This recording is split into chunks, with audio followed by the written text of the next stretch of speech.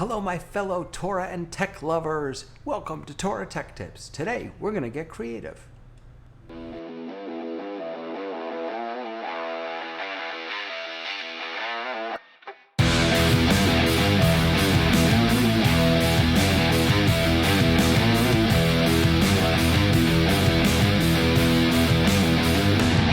Hello everybody, welcome to Torah Tech Tips. My name is David Paskin. I am your Torah tech guy. I even got the swag to prove it.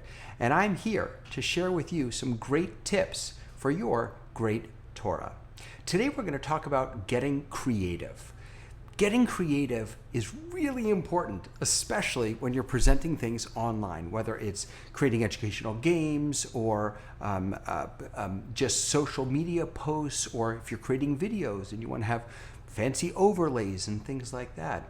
Even if you're in person, being able to create creative, dynamic, interesting, colorful educational tools, text tools, things like that is really, really important. And I want to share with you today one of my favorite tools for getting my creative juices flowing, and that is called Canva.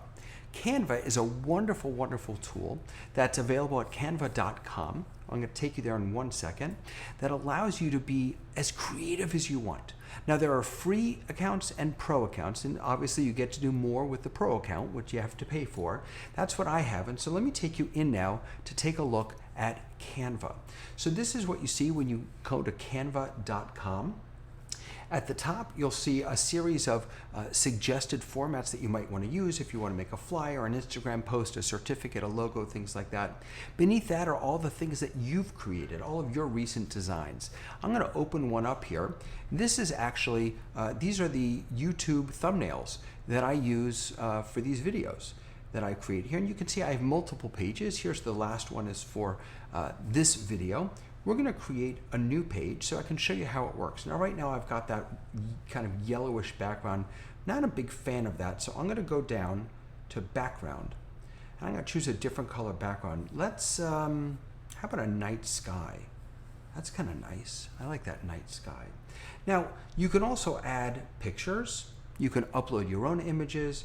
Let's go into photos and let's search for Shabbat and see what we find. All right, we got some nice images here. I'm thinking maybe we'll go with this one.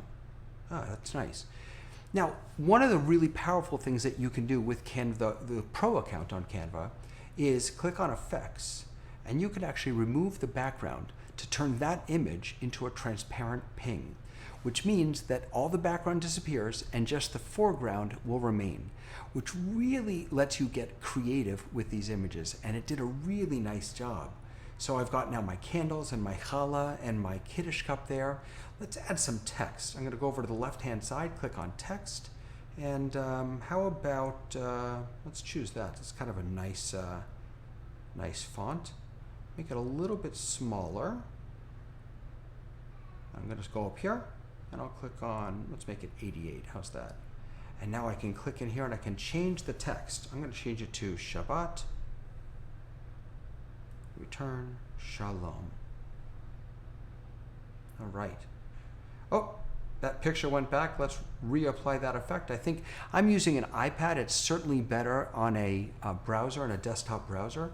So I've noticed some little quirks with it when working on an iPad. But there we go. Now I've got my Shabbat Shalom. Those words are a little too close together, so I'm going to go up here and make the line height a little bigger. You can see it moving there. And now I've got a nice Shabbat Shalom image that I can use if I want to send it out as a social post, or if I want to bring that into a video I'm doing or something like that. See that? It's, yeah, the background remover isn't really great on an iPad. It also has to do with your internet connection. Since my iPad's running on Wi-Fi, that may be the issue as well. You'll have to take my word for it that it works. I'll give you an example. There I am. That came from a regular old picture. I took the background out and I put myself on that background.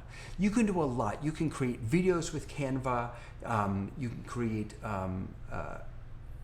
really interactive and layered graphics. So this is a graphic that I'm doing for a Purim carnival. And you can see here, I have a lot of different layers here. I've got the grass underneath, I've got the road, I've got the white part of the road, the cars on top, the text, the tents. This is all done in Canva, and it really is pretty easy to do. Canva is drag and drop. It's really user-friendly. So I want to invite you to go over and visit Canva, canva.com. And while you're there, I also want to let you know that you can visit my new website, TorahTechGuy.com, TorahTechGuy.com, where I have links to all the tools that I use and to all the hardware that I use as well. So I invite you to go and check that out also. Now, I always promise you a free tip, and so I want to share that with you now. My free tip is, if you want to get those transparent pings, but you're not really ready to pay for a pro Canva account, let me introduce you to remove.bg. Remove.bg is a website where you can upload an image and it will remove the background for you. You can see it in the example they give you here. So this woman starts, she's, I guess, on the beach maybe. She's got some things behind her, and then you upload that image. Remove.bg will remove that background for you and allow you to export that image as a transparent ping, a PNG image that you can then put on top of anything else and be really creative with it.